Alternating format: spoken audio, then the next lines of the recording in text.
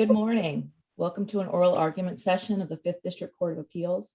My name is Judge Mary Nardella. With me on the panel today, we have Judge Wozniak and Judge Harris. We will be hearing 4 cases that are traveling together. Cases number 20-2415, 20-2418, 20-2419, and 20-2420. The cases are going to be, or the argument, I'm sorry, is going to be live streamed on YouTube today. Each side has been allotted 20 minutes for their argument. Appellant, would you like to reserve any time for rebuttal? Yes, Your Honor, I'd like to reserve 4 minutes for rebuttal. Please watch the clock and I will as well to help remind you if I can. Appellee, will you be making, counsel for appellee, will you be arguing on behalf of all 4 insureds? Yes, Your Honor. Thank you. Counsel for appellant, you may begin. May it please the court. Breton Albrecht of Kubicki Draper on behalf of the appellant, State Farm. In each of these 4 appeals, the final judgments confirming the appraisal awards must be reversed and the awards must be overturned. These cases all involve claims for hail damage to 4 homes. Each claim was made by a roofing contractor, the appellee, Roof Pros, under assignments of benefits contracts with the insureds in each case. And Counsel, since Can Yes, you Your begin Honor. by addressing how the trial court's jurisdiction was invoked in this case? Yes, Your Honor, this case was begun by State Farm filing a petition requesting the trial court to appoint a neutral umpire, and that is specifically authorized by the policy. Is there any rule or statute which authorizes the filing of that petition to invoke the lower court's jurisdiction? So there's not a rule or statute, but it is authorized by the policy. In contrast, Your Honor, and as we discussed in issue 2 of our brief, there is no rule or statute authorizing a petition to confirm and enter final judgment on an appraisal award. So in issue, and I don't want to get too far ahead of myself, but if that is the issue that Your Honor wants to focus on, in issue 2, we argue that the appraisal award should have been overturned, and moreover, that Roof Pro's competing motion to confirm and enter final judgment on the appraisals, at a minimum, that should have been denied, and the final judgments have to be overturned because there's no underlying complaint for breach of contract. In addition, Roof Pros did not provide any evidence in response to Roof Pro's motion to overturn. So for those reasons alone, we believe that at a minimum, the final judgment should be reversed because there was no underlying pleading or complaint for breach of contract. Is it your position in this case that the policy endorsement by itself authorizes or gives the court subject matter jurisdiction? Yes, Your Honor. How can the parties confer to the court what the court doesn't have? You can't by agreement give the court jurisdiction or take away the court's jurisdiction, can you?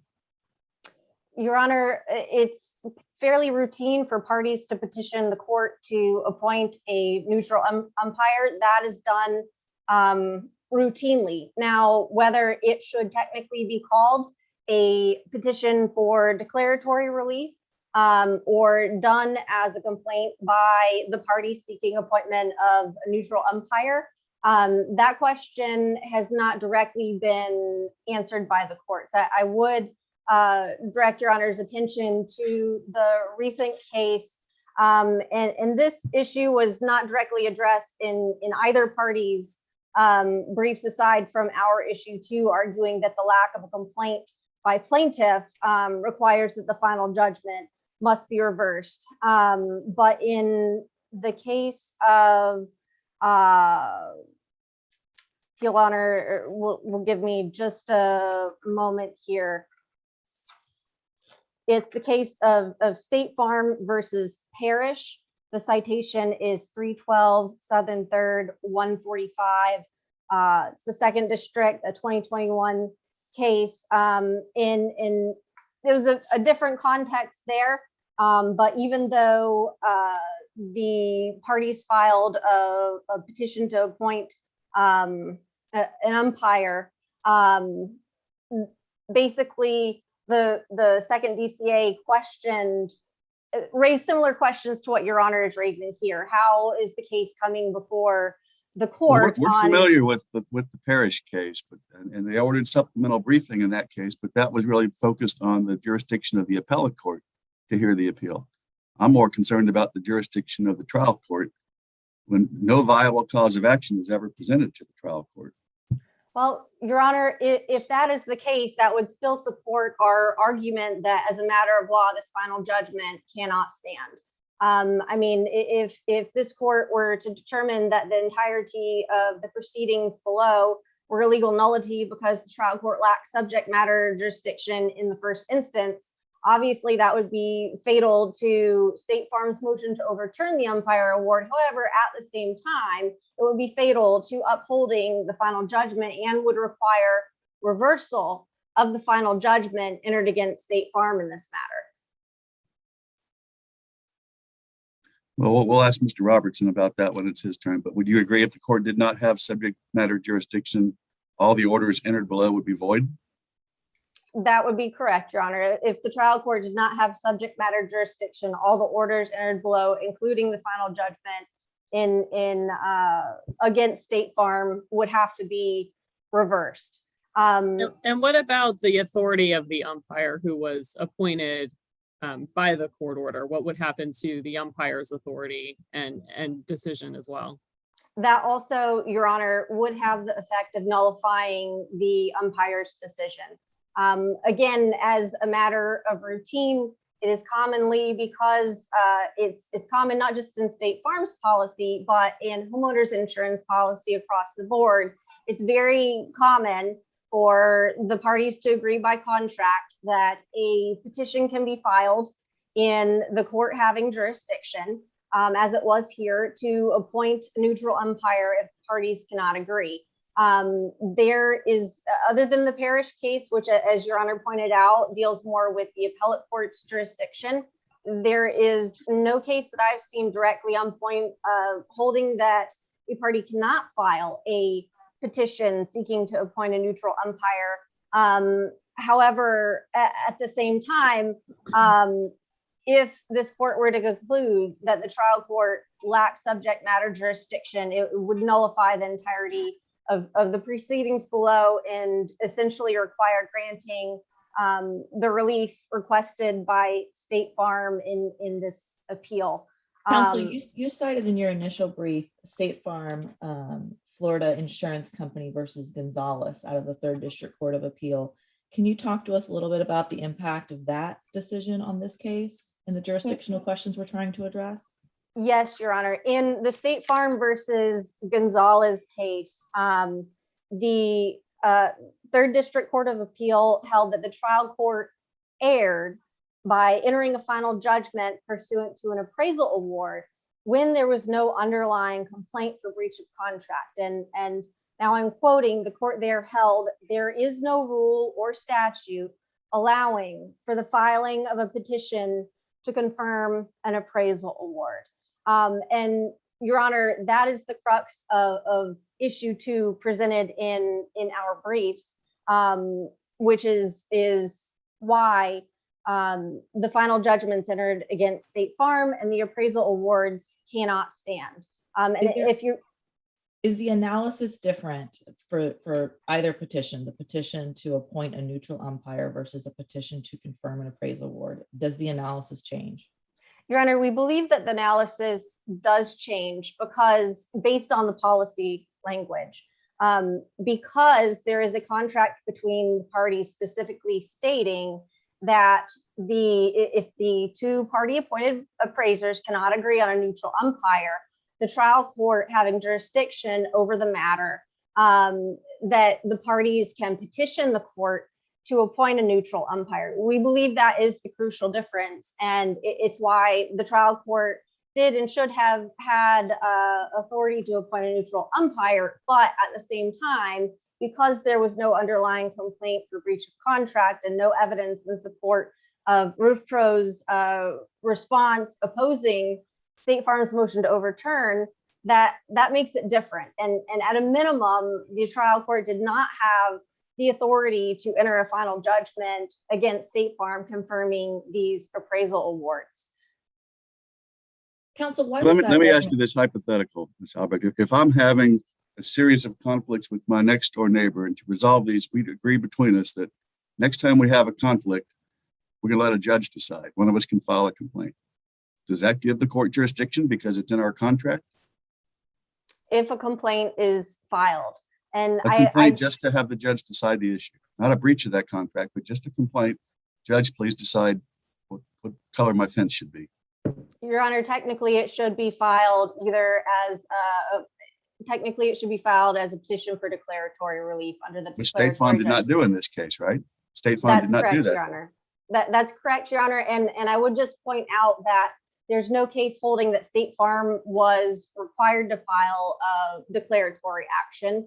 And even in the Parrish case, the second district recognized that the situation does create some confusion. And so it is a matter of routine for insurance companies like State Farm. That doesn't make it right. I mean, the rule of civil procedure says an action is started by the filing of a complaint or when authorized by rule or statute, a petition. And you've acknowledged you don't have a rule or a statute here that authorized your petition in this case.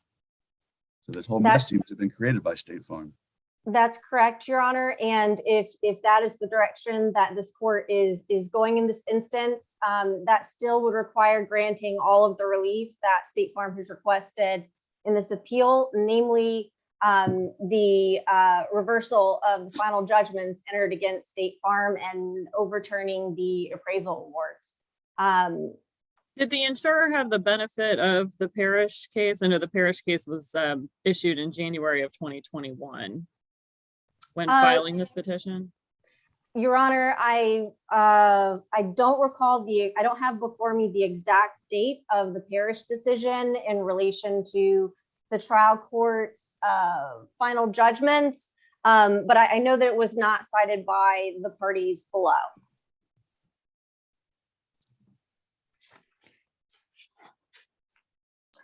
So, and Your Honor, since your questions have focused on the jurisdictional issues, for the remainder of our arguments, we'll rely on the arguments and issues in our initial and reply briefs.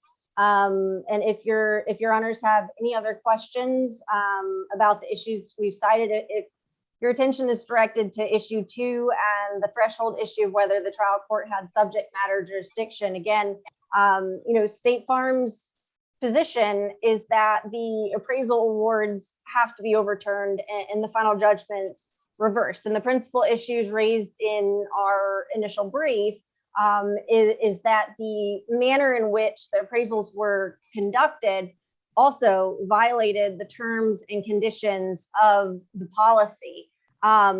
So, Your Honor, if you'd like to hear anything more on those issues, I understand the focus of the questions has been on issue 2, but I would reiterate that if for any reason the court were to determine that the trial court did have jurisdiction to appoint the neutral umpire, State Farm's position is that in practice, the umpire in this case did not serve as a qualified disinterested umpire. He failed to visually inspect any of the 4 properties in these proceedings.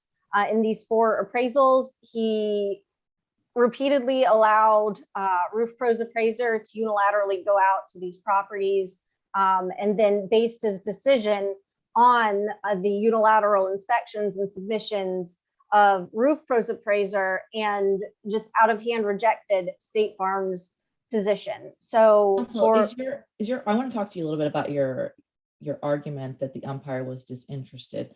Is that guided at all by the conflict of interest statute 627.70151?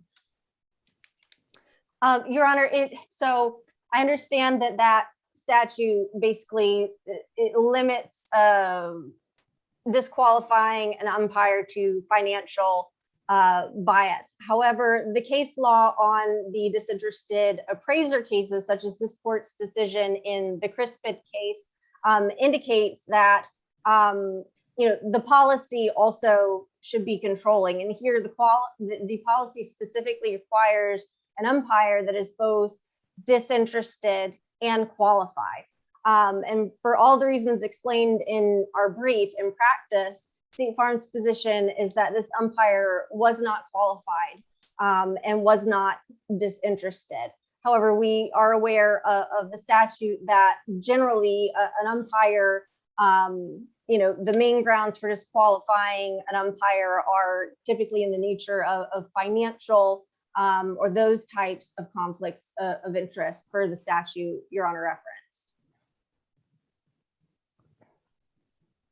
So, Your Honor, with that, I would reserve the remainder of my time for rebuttal. And for those reasons and all the reasons further explained in our initial and reply brief, State Farm does respectfully request this court to reverse the final judgments entered in favor of State Farm, and also to overturn the appraisal awards at issue in each of these 4 appeals. Thank you, Your Honor. Thank you. Mr. Robinson, you may proceed. Good morning, Your Honors. Peter Robertson, the Robertson firm, representing the appellees. I'd like to address the jurisdictional question first, and I think it's a legitimate one. I realize you can raise subject matter jurisdiction at any level. It doesn't have to be raised below, and clearly it wasn't raised below. There's no evidence that it was. What I find, I guess, curious about the jurisdictional issue is this. There's not one case in Florida. So this practice of parties pursuant to homeowner insurance policies going to the courts and asking the courts to appoint they have to have a case. They go in, they file, they get in front of the judge, and they say, we need you to appoint a neutral umpire. This is, as counsel for the appellant has said, this is a routine daily practice that's happening in Florida. And it seems to me that a lot of this at that stage is hung up on how you characterize that. What's the title that you give to gain the access to the court? And the suggestion is, well, maybe it should have been titled as asking for declaratory relief or something else. But no matter what the title is, it would seem that the history of all the appellate decisions in Florida related to insurance policies, this issue would have come up. This issue of subject matter jurisdiction to appoint an umpire, because it's virtually in every single insurance contract that has an appraisal clause. If the parties can't agree, we're going to the court to have the court appoint an umpire. So to me, it's a little disingenuous for the appellant to come back and say, when it was to our advantage, when we couldn't agree on an umpire, we invoked the clause in the contract. We filed a motion. We filed access to the courts, and then during that interim period of time, the 2 parties agreed on an umpire, Mr. Ruskin, who was proposed by State Farm. That was one of their umpires. And we used him, and I don't think there's any question that he's qualified and disinterested. That's a stretch on the terminology in there. But they used that process, and then when the process didn't work out for them, and we went back to the court and asked the court to confirm the award, they didn't raise this issue at all. They did not raise the issue from the Gonzalez case at the lower court at all. What they wanted to argue, they filed a motion and 2 amended motions. What they wanted to argue was they wanted to argue that Mr. Ruskin wasn't qualified and he wasn't disinterested. And they went on and on and on. The other thing that they did not raise, that they've raised in their appellate issues for the first time, are coverage issues. And they can't do that. That one there cannot be raised for the first time on appeal, the various coverage issues. So basically, just putting aside all the titling and how things are submitted, we're in a situation where the insured has followed all of the requirements of the policy. Everyone has done exactly what the policy says. And the State Farm in all of these cases is just unhappy with the result. You know, they just say, well, we don't like the result. And so now we're trying to find a mechanism to challenge the result. I would think, and then the idea that, well, if we overturn the awards and we say the court didn't have jurisdiction to enter the awards, I don't know how you bridge back to saying, well, if they didn't have jurisdiction to enter the awards, they didn't have jurisdiction to enter the order appointing the umpire. There's no law on that. And I do think it really is more of a titling issue, how you title it. And so I think It's a title issue because a DEC action, declaratory judgment action, or a breach of contract, I mean, there are specific elements that have to be pled, or it's subject to a motion to dismiss. So it's not really a matter of just titling, is it? Well, I think it is in this case. We didn't file it. Remember who filed it? State Farm is the one that filed the motion with the court to have the umpire appointed. So it was not the various insureds that went to the court, and they cited to their contract and said, you know, we need and in the interim, we agreed on an umpire. Mr. Robinson, was there a cause of action that was brought below that you're referencing? There wasn't a cause of action brought. You mean when when State Farm went to the court? At any time? Not at any time. There is now. There are 4 underlying cases that have been filed, but no, not at the time. There was no cause of action. When you're saying there is now, can you clarify that or expand on that? Yeah, we after the appeals were filed, there were 4 the underlying cases, breach of contract cases, were filed against State Farm. Okay, but that's not in our record. That I'm sure it's not in the record. Okay. Can you also expand, counsel, can you expand on your statement that coverage issues were raised on for the first time on appeal? Yeah, they talk about in the Day appeal, which is one of the appeals, they're complaining about interior damage. Wasn't that raised in the motion to set aside the award? Not as a coverage issue. Okay. You know, what they complained about, and I believe I believe, Your Honor, the Lycia case controls where once they accept coverage, they can dispute the scope or the magnitude of the damages, but they can't dispute the coverage issue. The way they've argued it in the appellate brief is not the way they argued it in the underlying. They were arguing that the umpire did not consider the evidence correctly or didn't agree with their expert, and that's how he came to his opinion. So I think they've raised that for the first time on appeal. That would not be permitted. They never raised. 2 years this has been going on, and they had never raised, even in their motions and their amended motions to the court, all they did was attack the umpire. That's basically what they did, and couched in different terms, very, very similar to what is in the appellant briefs. I don't think you can be the source of appointing the umpire and saying, I want you to use my umpire, and then after the whole process is over, come back and say he's not qualified.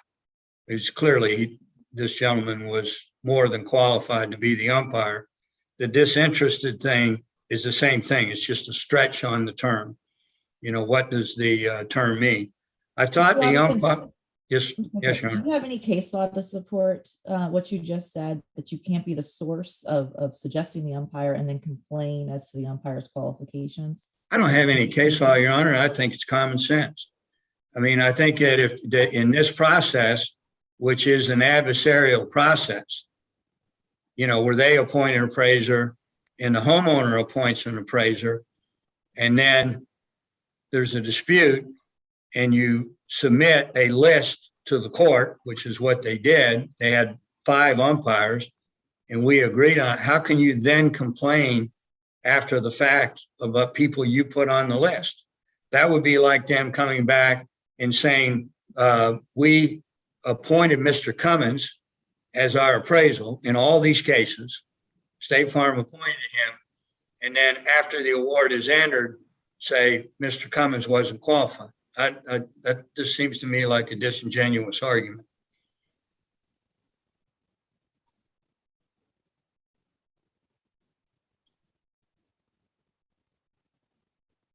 I don't have anything else unless the court has additional questions.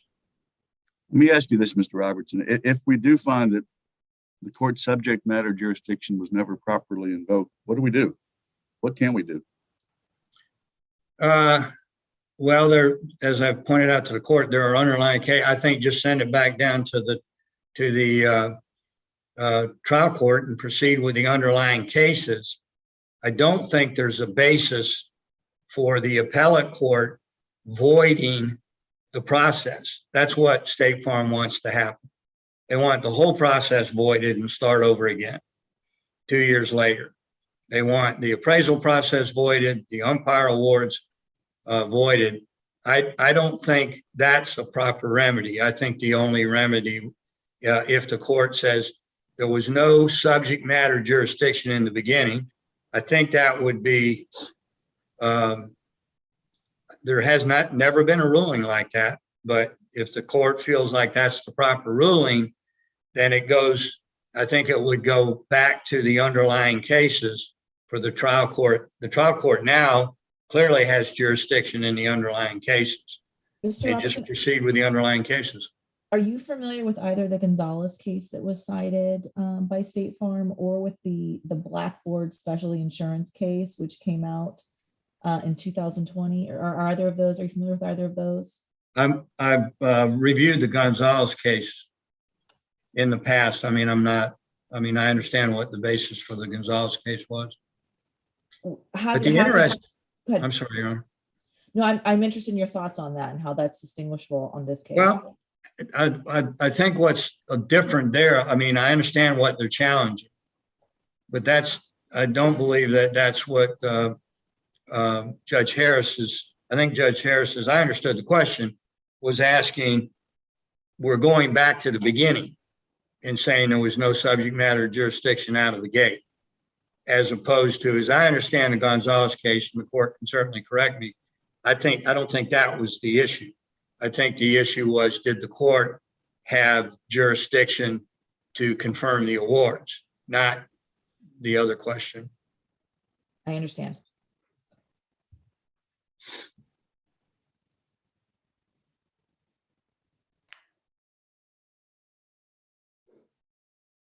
Mr. Robertson, do you have any more argument for this court? Oh, no, Your Honor, I'm sorry. I didn't mean to just have a pause there and go quiet. No, I just, no, I would just stand on the arguments we made on our briefs and what was said today.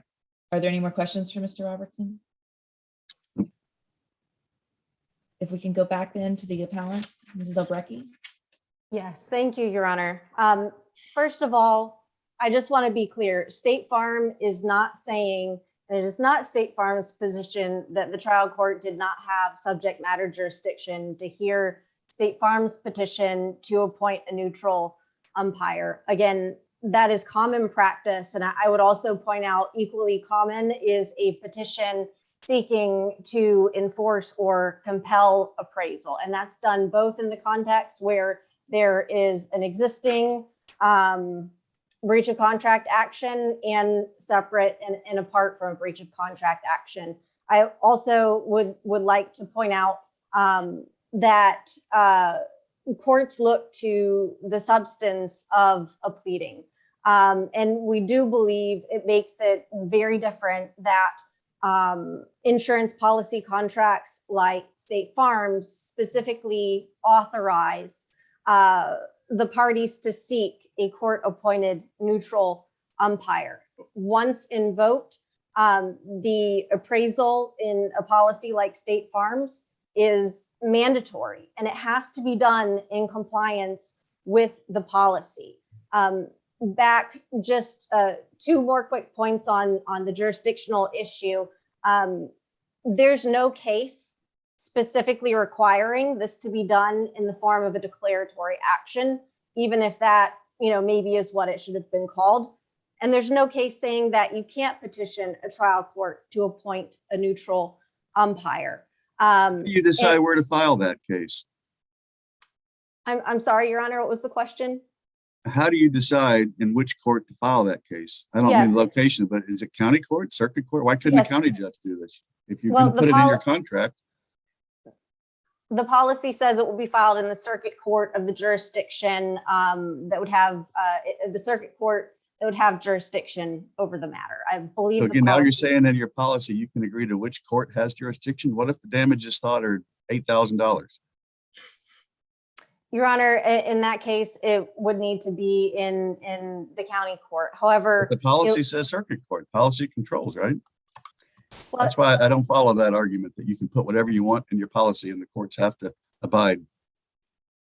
I understand. I guess the overall point being that this is something as far as petitioning the court to appoint a neutral umpire. It is common practice. I haven't done a breakdown of every case to see which have implicitly involved a situation involving a neutral umpire being appointed by a petition. However, I just want to point that out because if this court decides that there's not subject matter jurisdiction, it just needs to be aware that this is pretty widespread. I mean, it Okay. happens. Right. No, we understand. That's not lost on us. But what we need your help with, what we're trying to do is reconcile Florida Rule of Civil Procedure 1.100A, which allows for the filing of petitions only to the extent they are specifically designated by statute or rule. Right. And in that case, I mean, the Gonzalez decision, which also is in support of our issue 2 as to why the final judgment must be reversed. I mean, those same principles could apply. But again, and I'll just end this point here because I'd like to move on. The difference here, we believe, is the policy contract. And that brings me to my next point just briefly. State Farm didn't move to overturn the umpire award just because it disagreed with the award. The entire manner in which these appraisals were conducted violated the policy's requirement of a qualified, disinterested umpire.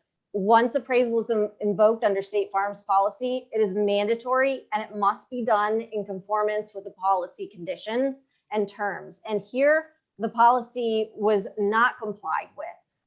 Your Honor, in addition, if the relief that State Farm is requesting is granted and or if this court does reverse and remand for further proceedings, I think it would need to be hopefully clarified, that State Farm's request to invoke appraisal. I mean, it's the parties have gone to appraisal. State Farm maintains that the requirements for the appraisal were not complied with.